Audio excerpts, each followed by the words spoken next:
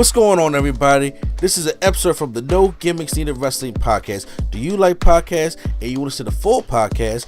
Make sure you check out the No Gimmicks Needed Wrestling podcast on all your podcast platforms, such as Apple Podcasts, Google Podcasts, Stitcher, Spotify, iHeartRadio, among many others. But you're listening to the episode right here on YouTube, so make sure you hit that like button and below, and make sure you hit the subscribe button to NC Studios and NC Level Up for all your gaming needs. This is the Nerd Coalition. Enjoy the show. But also on Smackdown, we had the Bloodline, the new Bloodline 2.0 with Solo, the Tongas, Jacob Fatu, and Brasserie, who fits like a glove in that new Bloodline. You know, he is half Samoan anyway, but still, he just like he fit in there. It's not the same Samoan. Which, I mean, the Tongas ain't Samoan, they're Tongan, so, you know. No, Tongans are, I mean, yes, but, you know. No, I don't. They come from the same family at least. Jeez. So throughout the night, they was like, "Well, who gonna be the fifth man?" Be, and even Jay was like, "Well, maybe we should call Cody Rhodes." And Jay was like, "Yeah." And Rhodes was like, "Nah, we ain't doing Cody because that's the past, and I'm done with the past. I move forward." And they even says, like, "Yeah." So we don't know what's going on. So when they was out there, we get, ladies and gentlemen, and the wise man Paul Heyman returns. Mm-hmm. And he comes out there, and at first I made it short about it. I said, like, he just kind of rolled out of bed, but then somebody pointed out to me, talking, "Yo, he got the Solo fit on."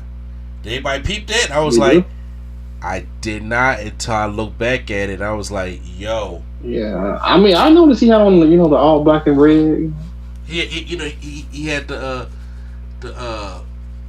handkerchief in the pocket. They, instead of having the tie, he had on just the velvet shirt underneath. I was just like, what is that all about? Y'all got me looking. But Paul Heyman said that it's not going to be 4 against 5. It's going to be 5 against 5. And this is the fifth member. Now, I'm gonna just say it right here. Well, you know what? Actually, you go first. I'm gonna let you go first. All right. Everybody was like, well, they was leaning towards Seth, and once again, everything was in part for it to be Seth, but it wasn't. It turned out to be CM Punk. CM Punk and the Wise Man team back up like the first time in 11 years, and CM Punk is back to team up with the OG Bloodline to take out the new Bloodline, and they did that pose in the ring, and that's going to be your 5-on-5 War Games match at Survivor Series. Okay, I got words. I got a lot of words. Okay. Where do I start? I like the move, but I don't like the move. Okay. In hindsight of a fan and of a opponent, why would you want Punk in this match? I'm trying to understand what you mean. Mr. Injury prone himself. Like, if you just as far as storyline goes, he gets injured almost every match he's in. And then again, okay, I'm gonna just put it out there. They not bringing Brock back. I know this. Okay, I know this. But if it was any other Paul Heyman guy, it could have been Brock, because like you got Jacob Fatu, you got Big Bronson Reed, you got all these big bodies, and the biggest body that you got is Roman. I thought they would have tried to get some type of muscle. Answer this question then. Why in the hell, even if they were saying that Brock's gonna come back, why would Brock even team with the Bloodline? Honestly, with all the shit that no. I'm gonna say the Wise Man could have make him a deal. We don't know. The Wise Man could be like, hey, I got you in a future title. We don't. I'm just saying, because in a sense, why would Punk team with Roman? He has no, as of right now, he has no issue with Roman. Just saying. I was saying, No. I'm only reason why I'm saying this because like even the Punk thing, Punk has a lot of issues with Roman. It was all right, just put it to the side. Everybody's like, just put it to the side, just put it to the side. So, but I'm saying the only reason I say Punk is because like, oh sorry, I'm listening. No, the only reason I'm just like not really feeling it is because it's just like, yes, Punk in the War Games match would be cool and all that. He's a good wrestler, but it's just like when you look at everybody else, it just everybody else is just like, it just looks so like Bronson Reed and Jacob Fatu just make it seem so like insurmountable, if that makes sense. I mean, well, if that's the case, you got Sammy on there, so it's like Sammy's small. You got the Usos on there. It's like if you're thinking about getting their 6'8" cousin, I forgot I forgot what part of the family member he is. It wouldn't make no sense because wait, which one?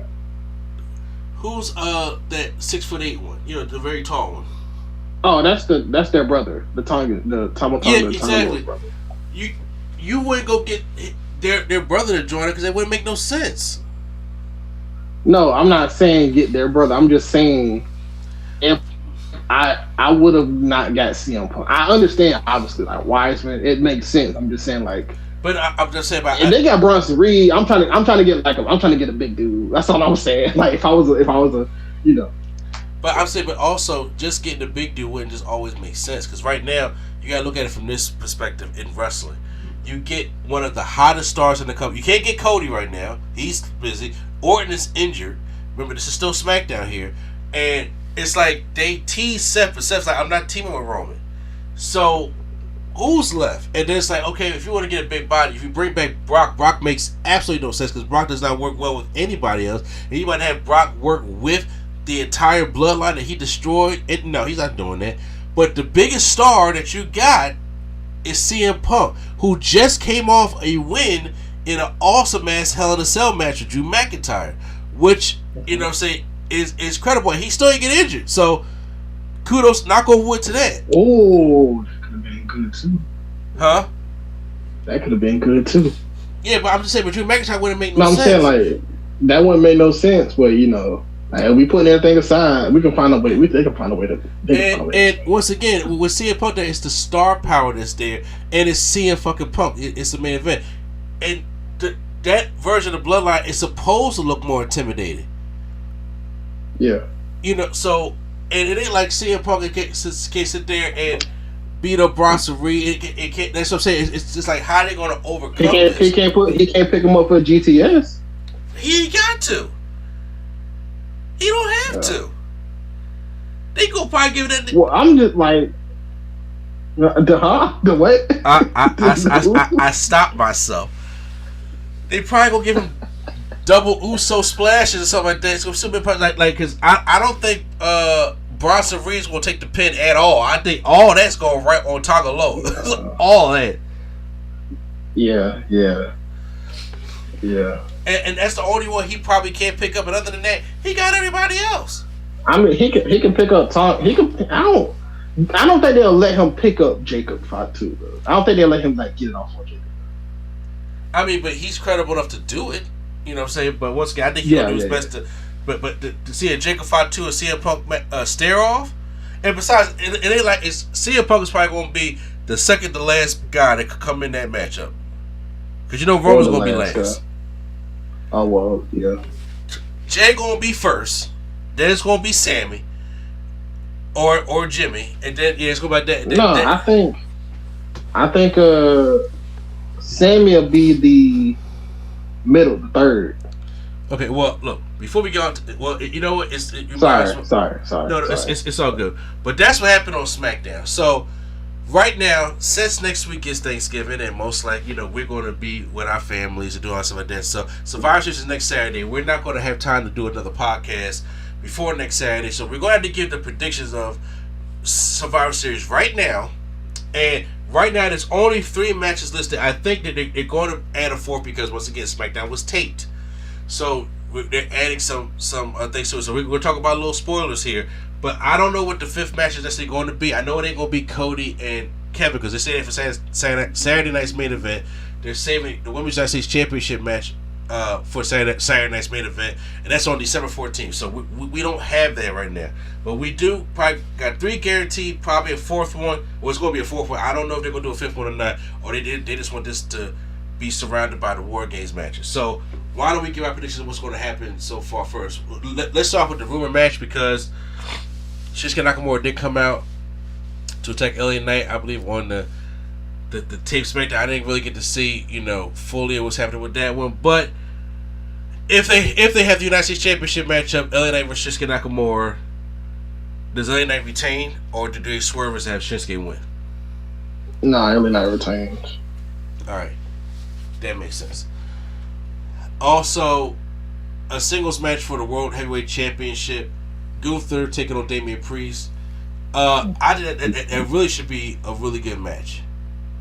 Gunther for the win. I think it should be a really good matchup. However, I still think that I know that Gunther is not going to lose that championship. All right, let's go with that Women's War Games matchup. Spoiler alert, because it is Rhea Ripley, Bianca Belair, Naomi, Io Sky, and Bayley taking on Judgment Day, which is Liv Morgan and Raquel Rodriguez, Nia Jax, Tiffany Stratton, and Candice LeRae. Now we can talk more about it. How do you think it's going to play out?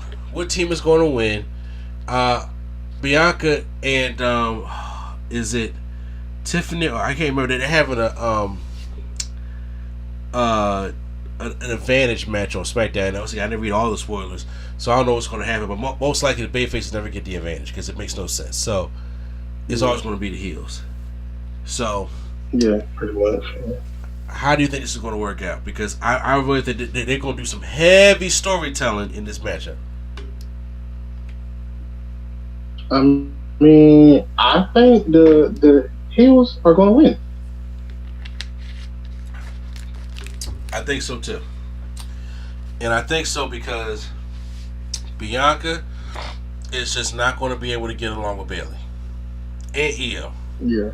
Yeah. And I think the dynamic of them being locked in that shark cage together is going to be something, because it's like, all 4 of the other women got to be locked in that cage, and she going to be locked in there with, because honestly, I think the one who's going to, if Bianca don't start it, it's going to be Naomi. Mm-hmm. I think Naomi starts it, and she going to be locked up in that cage, unless they want to show the dynamic of Bianca and Bayley arguing in the cage while they always try to break them up, and they have Io stuff. Rhea got to be last. She got the whole face mask on and everything, so for the orbital surgery, so she got to be last. I think she got to be last, and also she could just come in and just like, oh, never mind, it's not elimination chamber. I was gonna say she come in and eliminate everybody, but it's not that type of. Well, yeah, she just come in there, just bring the weapons and stuff like that, but. So she had the least amount of time in that matchup. You could just have Rhea going there last, Naomi going in there first, something like that. But once again, I think that dynamic between Bianca, because Bianca's going to think that Bayley did this to get into this match, to be with her friend, or maybe that Naomi did it so she can have her friend, get in the match opposed to Bianca's friend. There is just so many possibilities this can go. We know the obvious way. And honestly, the way I'm thinking about it, I kind of just don't want it to be the obvious way. Because in my personal opinion, which I know a lot of people do not agree with, in my personal opinion, I don't think Jade can carry her, it's just more than just an attraction piece. She got to be able to do the promos and be, fiery and have all the everybody on her side. And right now, there are a lot of girls that like Bianca Belair. A lot of little girls that like Bianca Belair. Of course, Bianca played a good heel. Bianca was a heel in NXT. She could do that. But once again, I think Bianca will destroy Jade. I think it'll be like lopsided. That's what I'm worried about. And Jade has not. I mean, she's getting better. Every time she's getting better, she's doing good at tag team matchup. But her and Bianca to have like a 20-minute classic at WrestleMania, honestly, minus the attraction prime, is that really going to happen? Is what's going to happen. Her and Bianca and Jade have like a 20-minute classic at WrestleMania. Oh no, it's going to be like 10, 13 minutes. So why do that now when you could say that for 42? Because it's all about intent. Like, I mean, I guess it's long term. I'm about to say you ain't gotta say it about tennis. It's Vegas. They gonna sell this thing. No, out. I didn't say attention. I was gonna say attention spans of people. But then again, they waited a whole year for Cody's story. So These sisters got enough in their bag to do it. It's just I don't want to feel rushed. Kind of like how I felt as though some of this Bloodline story was rushed. But then again, going to the men's War Game match, when we have Roman and the Usos, Sami Zayn, and CM Punk taking on the Bloodline Social Code, the new Bloodline with Bronson Reed. Now, do you have Bloodline 2.0 winning this or the OG Bloodline? I got the OG Bloodline because they ain't really been getting no wins at all. So now, my only thing is, do you think Paul Heyman turns on Roman?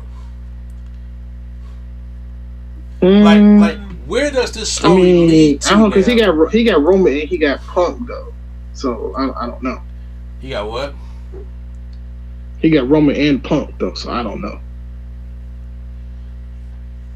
I'm just because it's the way he was dressed. You can do the Easter eggs if you want to. If he would actually join this new Bloodline, but then again, does The Rock come back again? And then the Survivor Series, because even if they just win the match, where does the story go from here? I would say that. What, if The Rock comes back? Not like come back, but like do kind of like he did at Bad Blood, just come out, kind of look, kind of like, all right, I see what this is, and then leave. I'm about to say because it has to lead to something after this, And it's like if they just straight up win, what does it lead to for the new Bloodline and the old Bloodline, stuff like that? So as much as I want them to win, it's a possibility that they can lose. Like that is true. Like Sami Zayn could take that pin, or Jimmy, but it ain't gonna be Punk, it ain't gonna be Roman, it ain't gonna be I don't think it'll be Jay. So Sami or Jimmy to take that pin. Maybe have there maybe more questions with The Rock. I don't know, but we will find out next Saturday after Thanksgiving. So I do hope y'all have a great Thanksgiving holiday, and I'll be back next Saturday to review this. But like I said, I'm not gonna be able to get the podcast up in time.